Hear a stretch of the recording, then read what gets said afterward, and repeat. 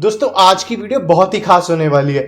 आपने time and again बहुत बार comment किया है कि मैं आपको इंडिया के top mid cap mutual funds के बारे में बताऊं। तो आज की वीडियो में मैं इंडिया के top 3 mid cap mutual funds का कंप्लीट एनालिसिस करूंगा। साथ ही मैं इन सभी फंड्स के पॉजिटिव एंड नेगेटिव्स को भी डिस्कस करूंगा और मैं आंसर करूंगा आपके 2 गोल्डन क्वेश्चंस को। Number 1, is mid cap mutual funds worth investing? What are the risk involved?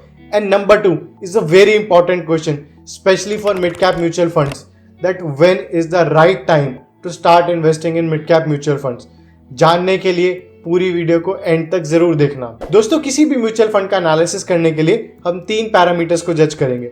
Number 1, उस फंड का पोर्टफोलियो कैसा है, उसने किन स्टॉक्स में इन्वेस्ट किया हुआ है। नंबर 2, उस फंड के पैरामीटर्स कैसे हैं, that is beta value, standard deviation and turnover ratio. And number 3, उस फंड का पास्ट परफॉर्मेंस कैसा है इन लास्ट 5 to 10 years। तो इन सभी पैरामीटर्स को ध्यान में रखते हुए जो फंड हमारी नंबर 3rd पोजीशन पे आता है that is Motilal Oswal mid cap fund. अगर हम फंड के पोर्टफोलियो की बात करें तो ये कुछ इस तरीके से दिखता है। फंड ने करीबन 9.9% इन्वेस्ट किया हुआ है tube investments of India limited में, करीबन 7.4% इन्वेस्ट किया हुआ है जोमैटो लिमिटेड में and a few other companies जिनमें करीबन 5 to 6% इन्वेस्ट किया हुआ। और अगर मैं फंड का कंप्लीट पोर्टफोलियो देखूं तो इसने 30 to 35 कंपनीज में अपनी कंप्लीट इन्वेस्टमेंट करी हुई है एंड टॉप 20 कंपनीज में इसकी मोस्ट ऑफ द इन्वेस्टमेंट है। Now this is a good thing that the portfolio is not over diversified. हद से ज्यादा डाइवर्सिफिकेशन से ग्रोथ के चांसेस कम हो जाते हैं। But the bad thing is there were company like Zomato in their portfolio.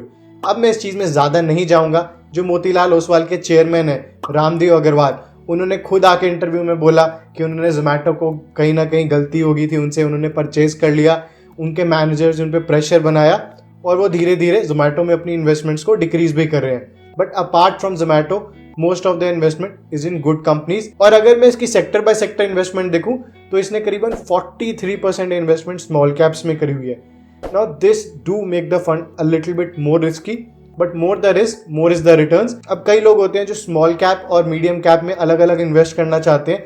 ये फंड खासकर उन लोगों के लिए ठीक है जो स्मॉल कैप में इन्वेस्ट करके ज्यादा रिटर्न लेना चाहते हैं। एटलीस्ट ये स्मॉल कैप से कम रिस्की आपके लिए। नेक्स्ट अगर मैं फंड के पैरामीटर्स की बात करूं तो इसकी बीटा वैल्यू और standard deviation, again fund is volatile. And अगर मैं टर्नओवर रेशियो की बात करूं then that is 140%, that is too much. इसका मतलब फंड के मैनेजर्स अपनी इन्वेस्टमेंट को बहुत तेजी से चेंज कर रहे हैं, again showing that the fund is very risky. इसके बाद अगर मैं फंड के पास्ट परफॉर्मेंस की बात करूं तो इसको 10 साल तो नहीं हुए बट होने वाले हैं। But since its inception it has given an annualised return of 22.13%।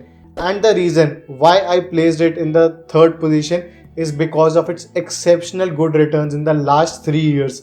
Last 1 year में इसका रिटर्न करीबन 28% रहा है एंड लास्ट 3 years में इसने 40% का एनालाइज रिटर्न दिया है। Now this is very good even after making the blunder in Zomato. तो अगर मैं फंड के पॉजिटिव्स एंड नेगेटिव्स की बात करूं तो number 1 positive, last 1 to 3 year returns have been very good. Number 2, the portfolio of the fund is not over diversified. 30-35 companies का short अच्छा पोर्टफोलियो है। Number 3, the AUM of the company is nearly 5000 crore. हद से ज्यादा AUM नहीं है कि managers को इन्वेस्टमेंट में डिफिकल्टी आए। और वहीं अगर मैं कुछ नेगेटिव्स की बात करूं तो नंबर 1, इन्होंने जो जोमैटो में ब्लंडर किया था इसकी वजह से जो मैनेजमेंट पे कॉन्फिडेंस है वो थोड़ा कम हुआ है। नंबर 2, फंड का जो टर्नओवर रेशियो बहुत ज्यादा है, ये शो करता है कि मैनेजमेंट को अपनी इन्वेस्टमेंट्स पे इतना कॉन्फिडेंस नहीं है। And number 3, the fund is very risky according to all the parameters and specially when they are investing so much in small caps. Now this brings me to the number 2 position on our list, which belongs to none other than Kotak Emerging Equity Fund। तो अगर मैं इस fund का portfolio देखूं तो ये कुछ इस तरीके से है। Their entire portfolio is made up of 70+ companies and the portfolio is thoroughly divided among the companies and the portfolio is hugely over diversified, which reduces the risk a lot. And even if you look at their segment by segment distribution, so they have made nearly 53% of the investment in mid cap section. That should be expected from a mid cap fund. Now all these make this fund comparatively less risky than the previous one, which is a good sign. वहीं अगर आप fund के parameters देखोगे तो you will notice कि इसकी जो beta value standard deviation है मार्केट एवरेज से काफी कम है, again showing that the fund is less risky and less volatile. And इस फंड का टर्नओवर रेशियो सिर्फ 2.52% है।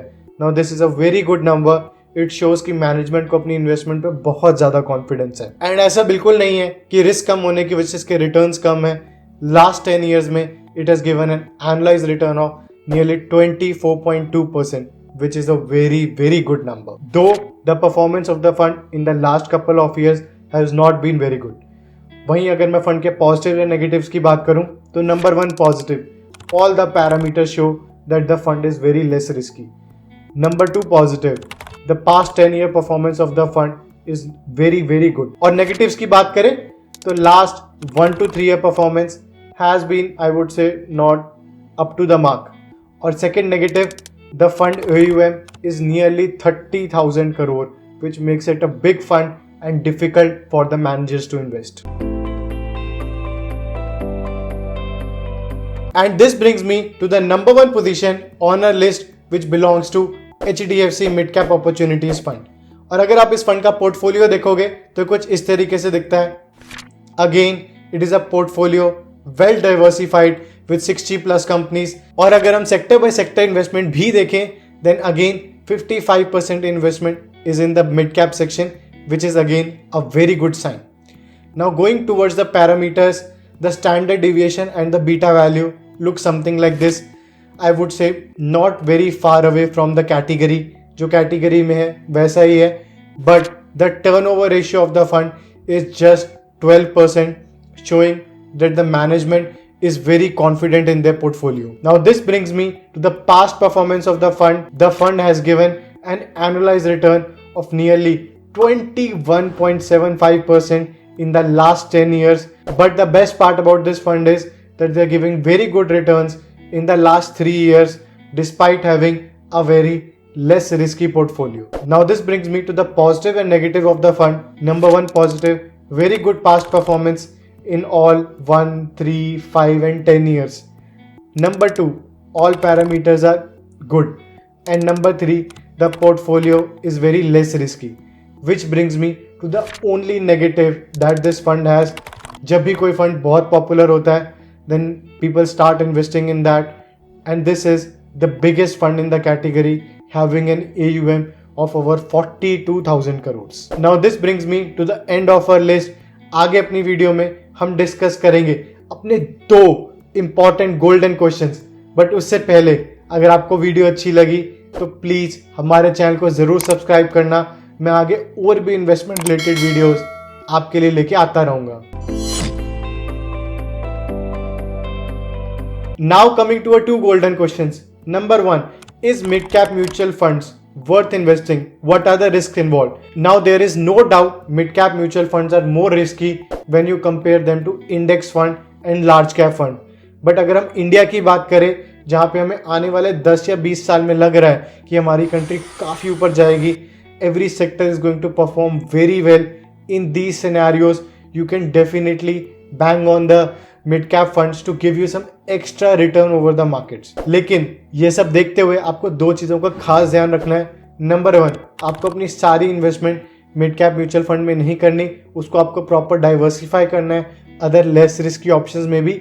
और नंबर 2, आपको जो भी इन्वेस्टमेंट करनी है वो SIP की फॉर्म में करनी है, ताकि जो भी मार्केट में ट्रेंड्स आए पॉजिटिव और नेगेटिव, आप उसमें एक बेटर एवरेज क्रिएट कर पाओ। इसके अलावा the most important question related to mid cap funds, that when is the right time to start investing in mid cap mutual funds. अब इस चीज की इंपॉर्टेंस मैं मिड कैप म्यूचुअल फंड में ज्यादा क्यों दे रहा हूं, क्योंकि अगर मार्केट ऊपर जाती है तो मिड कैप म्यूचुअल फंड ज्यादा ऊपर जाता है, और अगर मार्केट डाउन जाती है तो mid cap mutual fund market से ज्यादा डाउन जाता है। तो ऐसे में अगर आपने गलत टाइम पे अपनी इन्वेस्टमेंट को स्टार्ट किया तो हो सकता है कि जो मैंने आपको रिटर्न शुरू में दिखाए आपको वैसे रिटर्न्स ना मिले। लेकिन अगर आप कोई ऐसे इन्वेस्टर हो जो मिड कैप म्यूचुअल फंड में ऑलरेडी इन्वेस्ट कर रहा है, then keep doing your SIP and keep holding your investment.